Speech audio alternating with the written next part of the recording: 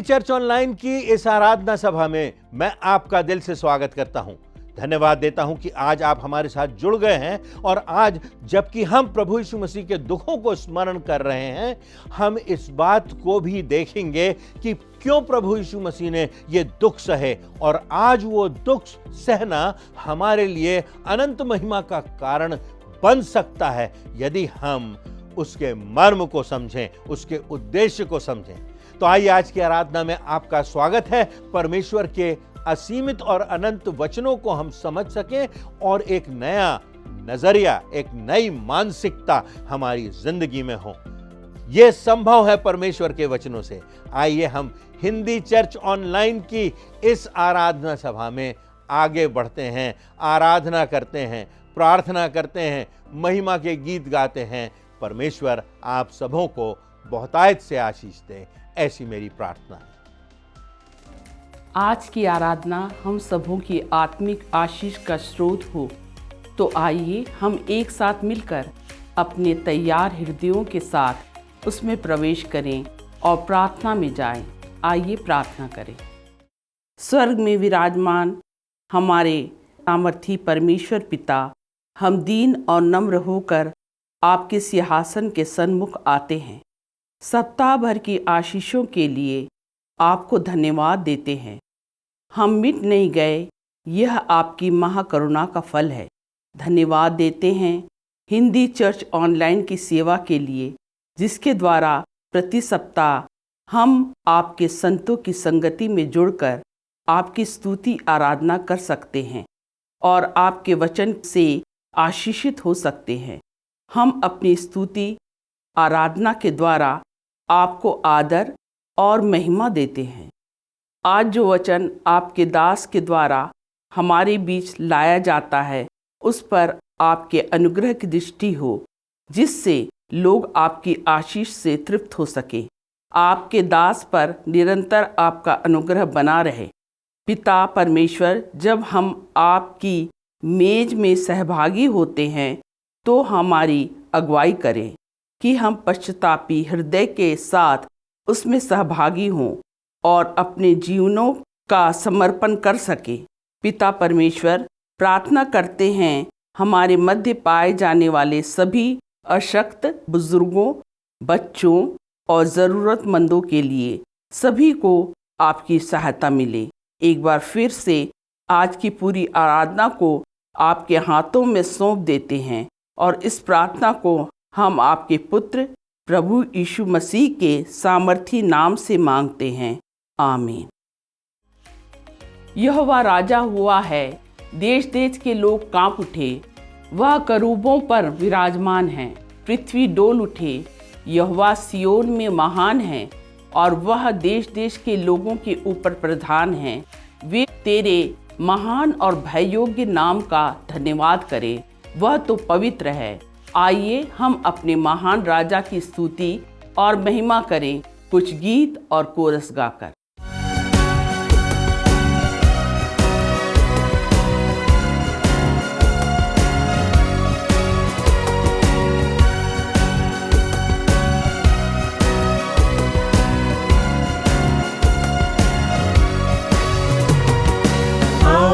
यहोवा का धन्यवाद करें, अपने सारे हृदय से वंदना करें।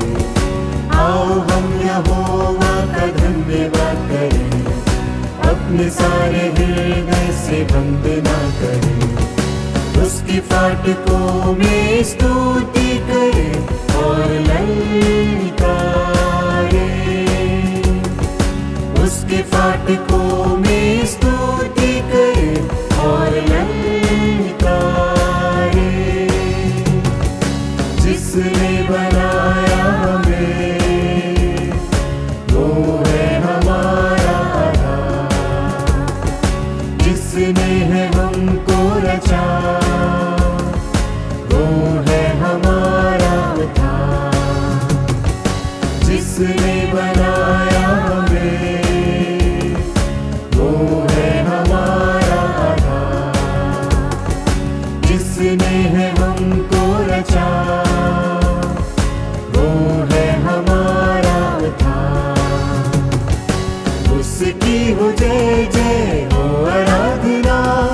जो है सबों का प्रधान, उसकी हो जय जय हो आराधना, जो है सबों का प्रधान। आओ हम यहोवा का धन्यवाद करें, अपने सारे हृदय से वंदना करें। आओ हम यहोवा का धन्यवाद करें, अपने सारे हृदय से वंदना करें। उसकी फाटकों में स्तुति करें और ललकारें, उसके फाटकों में स्तुति करें और ललकारें। अपने सारे तन मन से हम उसकी महिमा करें, जो है शिफा नज़ा, उसकी प्रशंसा करें। अपने सारे तन मन से हम उसकी महिमा करें, जो है शिफा नज़ा, उसकी प्रशंसा करें। वो है जग का त्राता और तारणहार, उसकी हो जय जय सदा। वो है जग का त्राता और तारणहार, उसकी हो जय जय सदा। आओ हम यहोवा का धन्यवाद करें, अपने सारे हृदय से वंदना करें। आओ हम यहोवा का धन्यवाद करें, अपने सारे हृदय से वंदना करें। उसकी फाटकों में स्तुति करें और ललकारें, उसके फाटकों में स्तुति करें और ललकारें।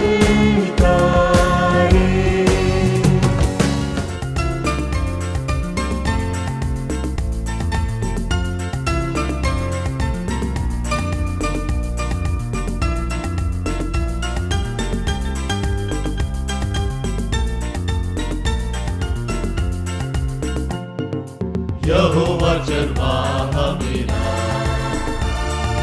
कोई घटी मुझे नहीं है। हरी चराइयों में मुझे स्नेह से चराता वो है। यहोवा चरवाहा मेरा, कोई घटी मुझे नहीं है। हरी चराइयों में मुझे स्नेह से चराता वो है। मृत्यु के अंधकार से मैं जो जाता था, प्रभु यीशु के रहते हानि से ना डरता था। मृत्यु के अंधकार से मैं जो जाता था, प्रभु यीशु के रहते हानि से ना डरता था। यहोवा चरवाहा मेरा, कोई घटी मुझे नहीं है। हरी चराइयों में मुझे स्नेह से चराता वो है। सिर पर तेल मला है, अभिषेक मेरा किया है। आत्मा का ये सोता भर के उमड़ रहा है। सिर पर तेल मला है, अभिषेक मेरा किया है। आत्मा का ये सोता भर के उमड़ रहा है। यहोवा चरवाहा मेरा, कोई घटी मुझे नहीं है। हरी चराइयों में मुझे स्नेह से चराता वो है, शत्रुओं के भी सामने मुझको बढ़ाता है, अपने ही हाथों से मेज बिछाता है। शत्रुओं के भी सामने मुझको बढ़ाता है, अपने ही हाथों से मेज बिछाता है। यहोवा चरवाहा मेरा, कोई घटी मुझे नहीं है, हरी चराइयों में मुझे स्नेह से चराता वो है। उसके घर पहुंचकर सर्वदा वास करूंगा, सदा मेरे साथ रहेगी प्रभु की भलाई करुणा। उसके घर पहुंचकर सर्वदा वास करूंगा, सदा मेरे साथ रहेगी प्रभु की भलाई करुणा। यहोवा चरवाहा मेरा, कोई घटी मुझे नहीं है,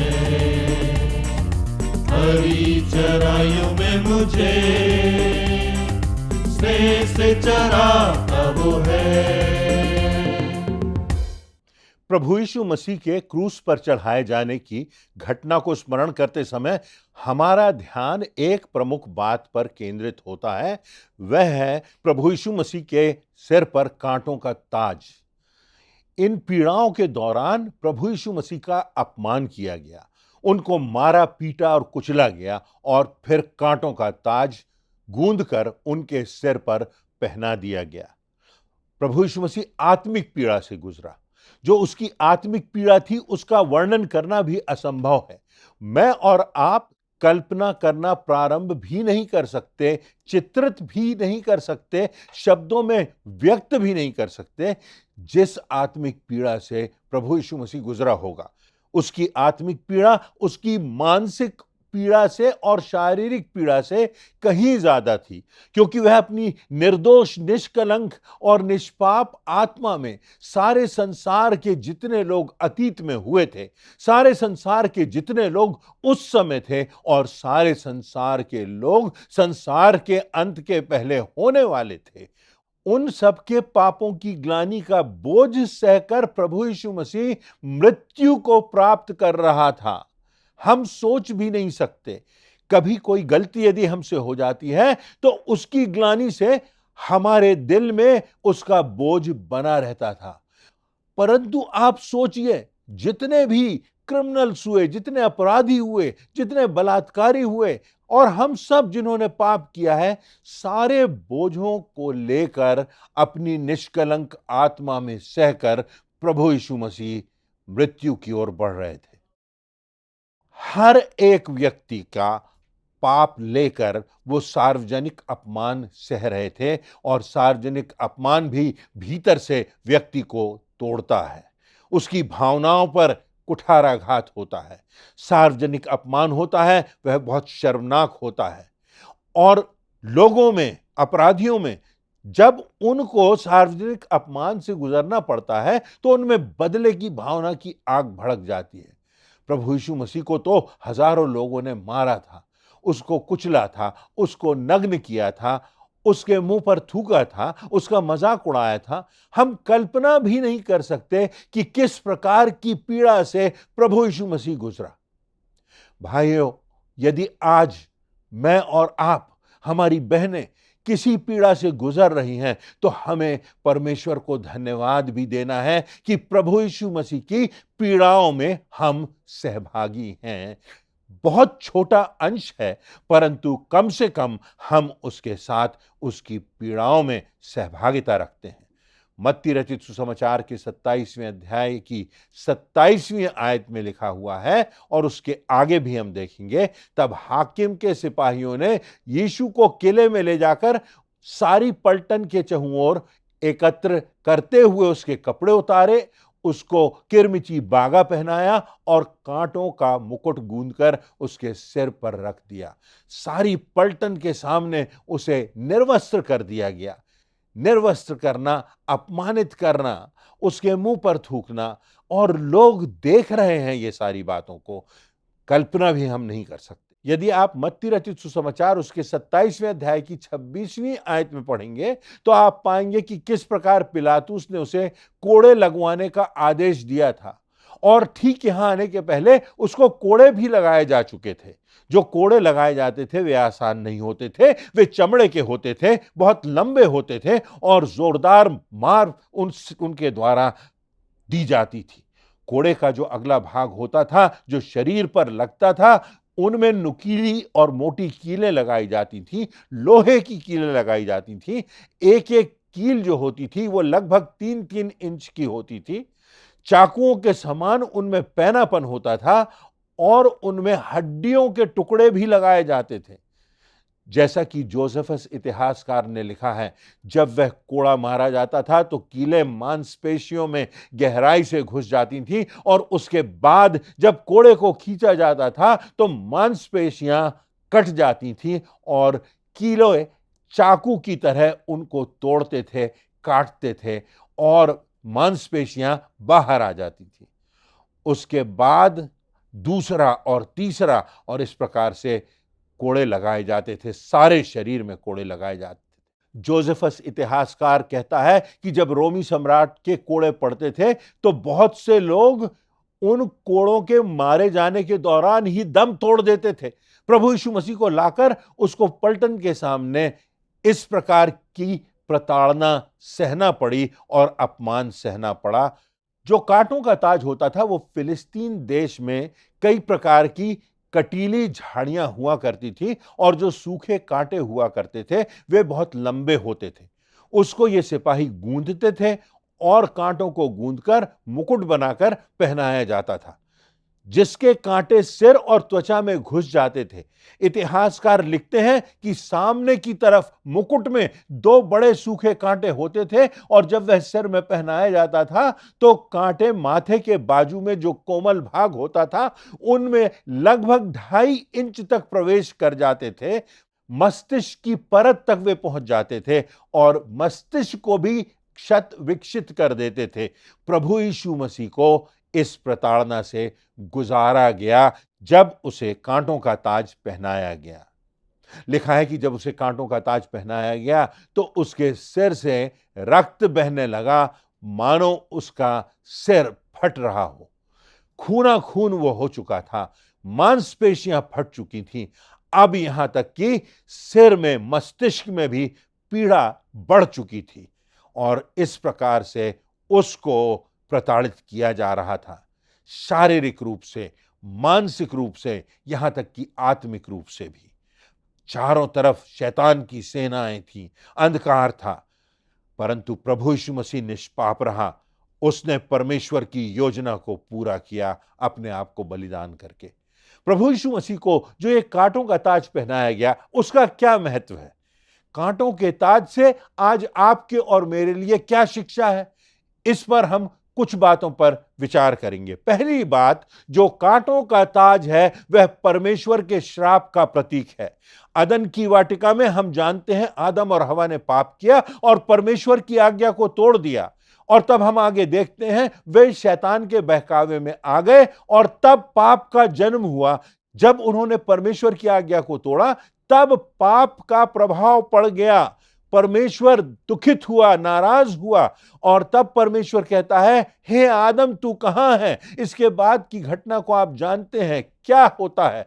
उत्पत्ति 3 अध्याय को आप देखेंगे तो कांटों के ताज के तार वहां पर जुड़े हुए हैं।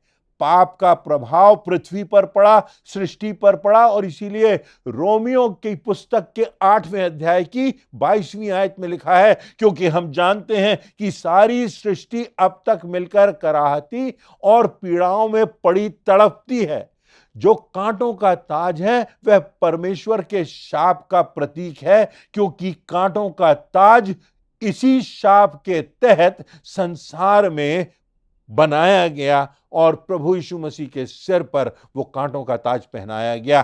कांटे इस संसार की भूमि में जन्म लेने लगे, सूखने लगे, पीड़ादायक होने लगे, और यहां तक कि मृत्यु दंड जो दिया जाता था उसमें भी उनका उपयोग होने लगा।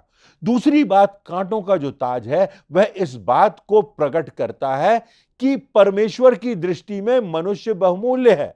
लूका रचित सुसमाचार उसके 19वें अध्याय की 10वीं आयत में लिखा हुआ है, क्योंकि मनुष्य का पुत्र खोए हुओं को ढूंढने और उनका उद्धार करने आया है। प्रभु यीशु मसीह के जीवन का उद्देश्य क्या है? यदि एक वाक्य में कहा जाए तो मनुष्य का पुत्र खोए हुओं को ढूंढने और उनका उद्धार करने आया है। वह मुझको और आपको बचाने के लिए आया है, इसलिए उसने स्वर्गदूतों की सेना को नहीं बुलाया कि उसे बचाया जा सके, क्योंकि मनुष्य परमेश्वर की दृष्टि में बहुमूल्य है और परमेश्वर नहीं चाहता कोई भी नाश हो। मनुष्यों के पापों की कीमत उस निर्दोष प्रभु यीशु मसीह के लहू से चुकाई जाना थी। यहां तक कि कांटों के ताज से उसके मस्तिष्क को शत विक्षिप्त करना था, और इसलिए इतनी पीड़ा प्रभु यीशु मसीह ने सही, क्योंकि परमेश्वर मुझसे और आपसे प्रेम करता है।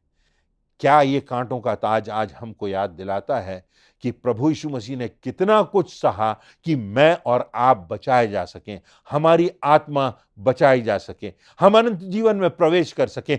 आज इस बात को हमको समझना है। कांटों के ताज से एक और तीसरी बात भी प्रकट होती है हमारी शिक्षा के लिए, कि पाप की समस्या गंभीर है।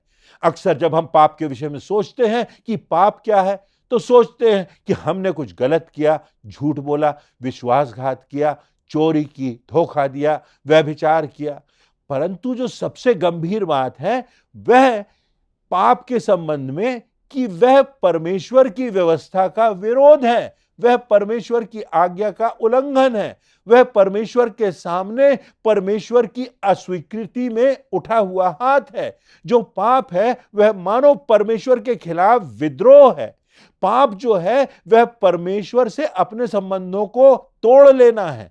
पाप की जो गंभीरता है वह इसी में है कि जब पाप होता है तो व्यक्ति परमेश्वर की व्यवस्था को तोड़ता है और परमेश्वर के खिलाफ अपना हाथ उठाता है, जो कि गंभीर बात है।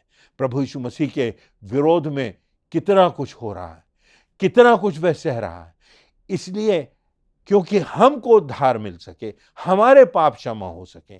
क्योंकि पाप की जो समस्या है वो गंभीर है।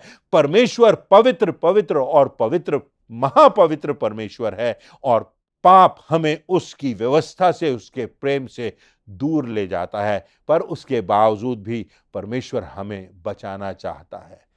तो परमेश्वर ने प्रभु यीशु मसीह को उस गहनतम पीड़ा से गुजरने दिया, उसकी स्वीकृति दी। जब परमेश्वर ने आदि में सृष्टि की सृजना की तो मात्र वचन मात्र के कहने से ही हो गई, परंतु पाप की समस्या के लिए भी यह बात इतनी गंभीर हो गई कि मात्र वचन पर्याप्त नहीं है। पाप की समस्या कहीं अधिक परमेश्वर की दृष्टि में गंभीर है। उसकी व्यवस्था को ठुकराना है, और यह बात परमेश्वर को स्वीकार्य नहीं है, परंतु उसका प्रेम इतना है कि प्रभु यीशु मसीह को पापों की सजा जो हमको मिलना थी वो सारी सजा प्रभु यीशु मसीह को मिल जाती है। दूसरा कुरिन्थियों 5वें अध्याय की 21वीं आयत में लिखा है, जो पाप से अज्ञात था उसी को उसने हमारे लिए पाप ठहराया। अर्थात परमेश्वर ने प्रभु यीशु मसीह को हमारे लिए पाप ठहराया कि उसमें होकर हमको पापों की क्षमा मिल सके और उसमें होकर हम परमेश्वर की धार्मिकता बन जाएं। जो निष्पाप है वह पाप बन गया ताकि हम जो पापी हैं परमेश्वर की धार्मिकता बन जाएं।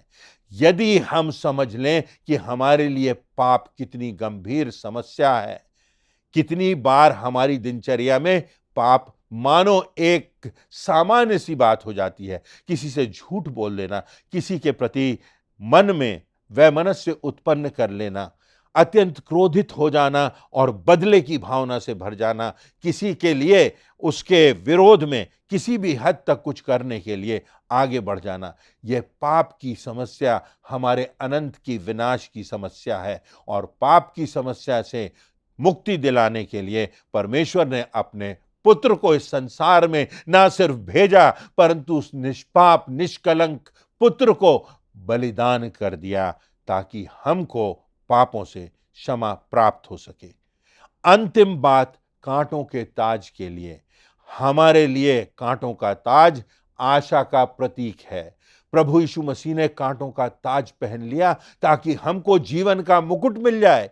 प्रभु यीशु मसीह ने इस अपमान को, इस पीड़ा को सह लिया ताकि स्वर्ग में हमारा सम्मान हो जाए। इसीलिए दूसरा तिमुथियुस उसके 4 अध्याय की 8वीं आयत में पौलुस प्रेरित लिखता है, भविष्य में मेरे लिए धर्म का वह मुकुट रखा हुआ है, जिसे प्रभु जो धर्मी और न्यायी है मुझे उस दिन देगा, और मुझे ही नहीं वरन उन सबको, अर्थात मुझको और आपको भी इसमें आशा है, जो उसके प्रकट होने को प्रिय जानते हैं। क्या हम उसके प्रकट होने को प्रिय जानते हैं? क्या हम उसकी बाट जोह रहे हैं? क्या हमारा जीवन इस बात के लिए तैयार है कि जब प्रभु यीशु मसीह का आगमन आए तो हमसे वह कह सके, हे अच्छे और विश्वास योग्य दास, तू थोड़े में विश्वास योग्य रहा, आ अपने पिता के राज्य में शामिल हो जा। पौलुस प्रेरित तो सब बातें जानता था। वो ना सिर्फ इस दुनिया की बातें जानता था, परंतु उसने स्वर्ग को भी देखा था, स्वर्ग का भी दर्शन किया था।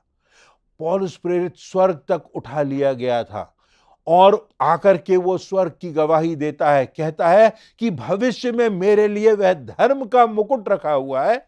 मैंने अपनी दौड़ पूरी कर ली है, मेरा काम पूरा हो गया है, मेरा समय पूरा हो चला है, अब मुझे जाना है और मृत्यु मेरे लिए हानि की नहीं परंतु लाभ की बात है, क्योंकि भविष्य में मुझे मृत्यु के बाद वो स्वर्ग में धर्म का मुकुट मिलेगा। प्रभु मुझे सम्मानित करेगा, जो प्रभु हमारा राजाओं का राजा है, प्रभुओं का प्रभु है, जो धर्मी और न्यायी है, जो स्वर्ग के सिंहासन पर विराजमान है। वह मुझे अपने हाथों से धर्म का मुकुट देगा, इसलिए क्योंकि प्रभु यीशु मसीह ने उस कांटों के ताज को सह लिया कि हम उससे धर्म के मुकुट पाने की निश्चितता प्राप्त कर सके। और लिखता है पौलुस कि मुझे ही नहीं वरन उन सबको भी जो उसके आने को, उसके प्रकट होने को प्रिय जानते हैं। तो मेरे और आपके लिए भी महिमा का मुकुट उपलब्ध है, परंतु उसके साथ साथ हम प्रभु यीशु मसीह के साथ हमको आगे बढ़ना आवश्यक है, साथ साथ चलना, साथ साथ बढ़ना, वचन में बने रहना।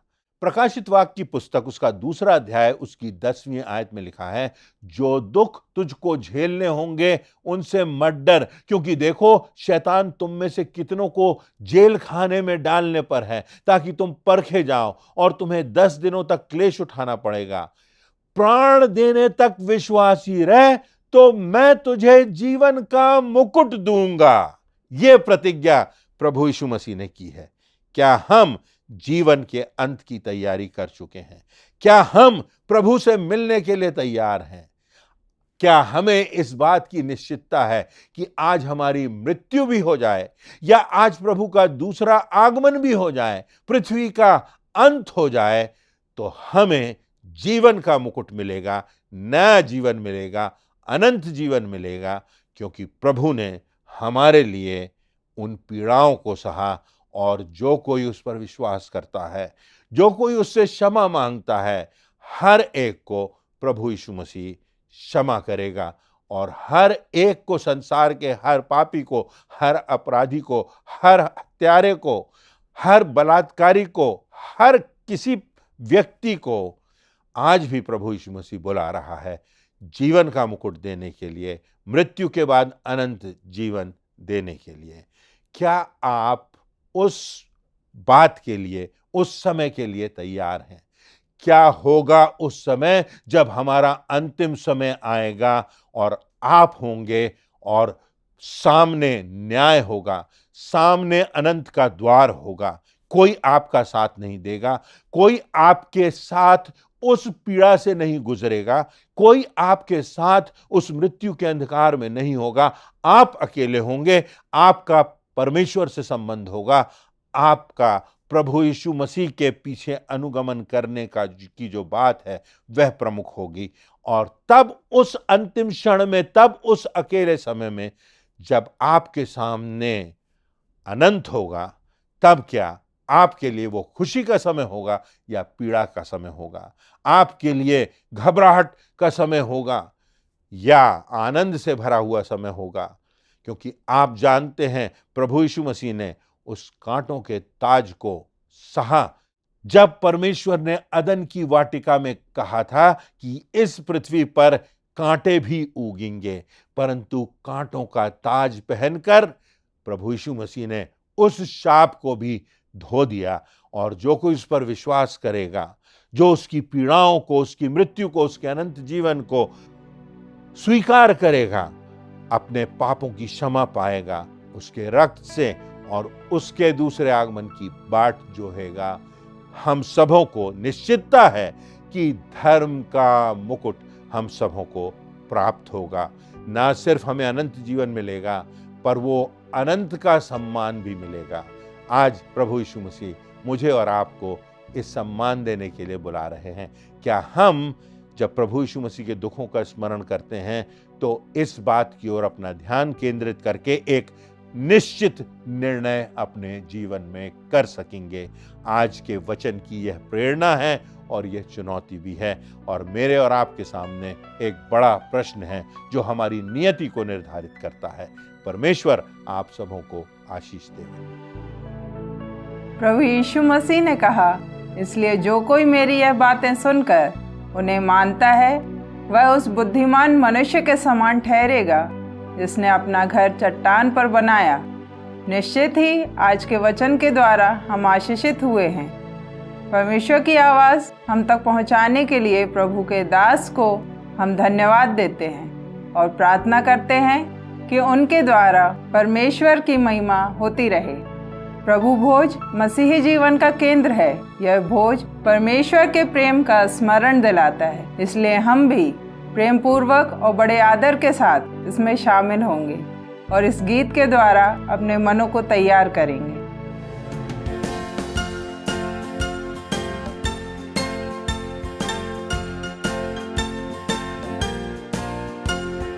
मेरे पाप क्या धोएगा प्रभु यीशु ख्रीस्त का लहू, मुझे शुद्ध क्या करेगा प्रभु यीशु ख्रीस्त का लहू। ओ कैसा सोता है, ओ उसके रक्त की जय, ना दूसरा है उपाय प्रभु यीशु ख्रीस्त का लहू।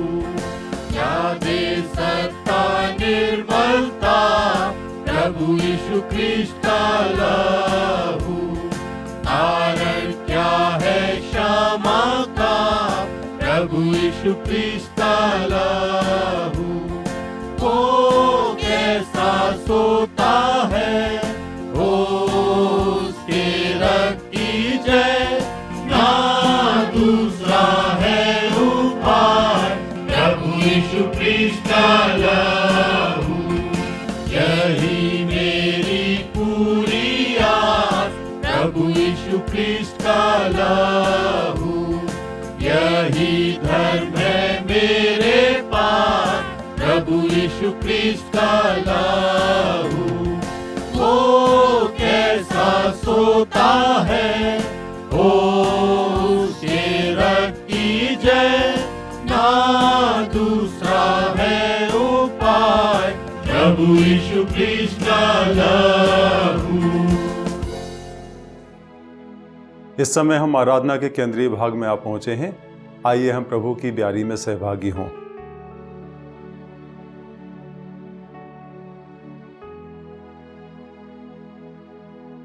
प्रभु यीशु ने जिस रात वह पकड़वाया गया, उसने रोटी ली और धन्यवाद करके उसे तोड़ी और कहा कि यह मेरी देह है जो तुम्हारे लिए है, मेरे स्मरण के लिए यही किया करो। इसी रीति से उसने ब्यारी के पीछे कटोरा भी लिया और कहा, यह कटोरा मेरे लहू में नई वाचा है, जब कभी पियो तो मेरे स्मरण के लिए यही किया करो। क्योंकि जब कभी तुम यह रोटी खाते और इस कटोरे में से पीते हो तो प्रभु की मृत्यु को जब तक वह न आए प्रचार करते हो। आइए हम प्रार्थना करें।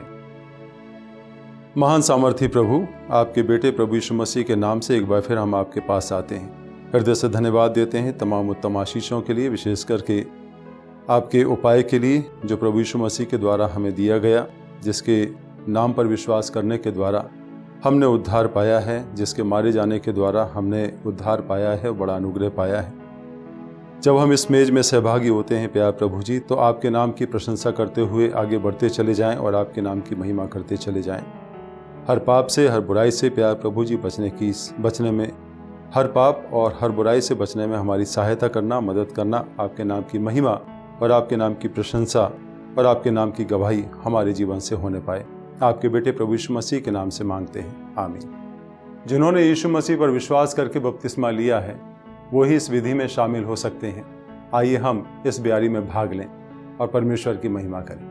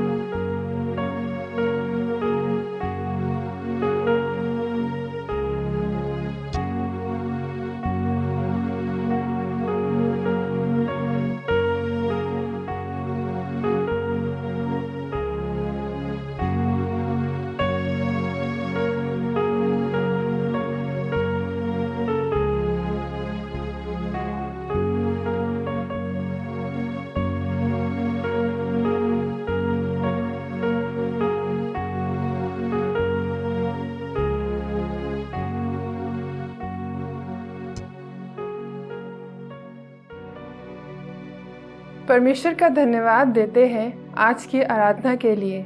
आशा है आज की आराधना से हम सब आशीषित हुए हैं। जो वचन हमने आज सुना है वह हमारे जीवन में फलदायी होगा।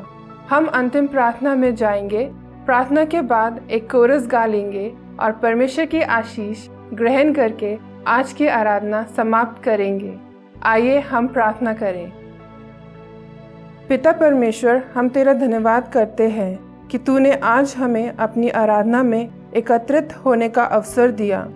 आज हमने तेरी उपस्थिति और अनुग्रह का अनुभव किया। धन्यवाद देते हैं आज के वचन के लिए। होने दे पिता, इन जीवित वचनों से हम तेरे और निकट आ पाएं। प्रभु, हम तेरे द्वारा ठहराई गई मेज में शामिल हुए, जिसके द्वारा तेरे महान बलिदानी प्रेम को हमने स्मरण किया। हमें इस योग्य बना कि हम तेरे अनुग्रह को प्राप्त कर सकें। तुझसे प्रार्थना करते हैं कि आने वाले सप्ताह में हम आत्मा से भरकर तेरे प्रेम, सत्य और अनुग्रह को अपने जीवन में लागू कर सकें। संपूर्ण आराधना में तेरी उपस्थिति रही, इस बात के लिए धन्यवाद देते हुए इस प्रार्थना को प्रभु यीशु मसीह के नाम से मांगते हैं, आमीन।